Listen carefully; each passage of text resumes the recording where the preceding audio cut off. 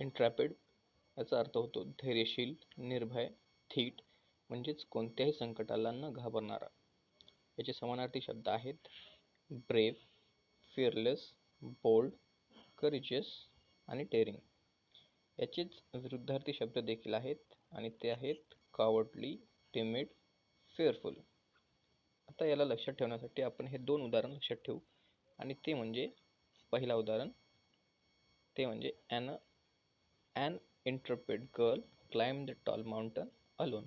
म्हणजेच एक धीट मुलगी एकटीच उंच डोंगर चढली. तसेच दुसरं उदाहरण पाहू आपण ते म्हणजे राणी लक्ष्मीबाई वॉज ॲन इंट्रॅपिड वॉरियर. म्हणजेच राणी लक्ष्मीबाई एक धैर्यशील योद्ध्या होत्या.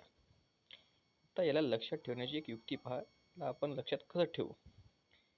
आता आपण जेव्हा याला उच्चार करू तर आपण काय उच्चार करतो, इंट्रॅपिड, इन ट्रॅप एड म्हणजेच इन ट्रॅप.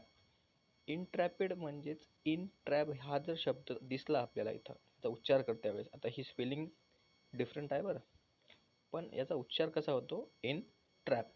तर इथून लक्षात ठेवू आपण या उच्चारावरून, जो ट्रॅपमध्ये अडकला तरीही घाबरत नाही तो इंट्रॅपिड.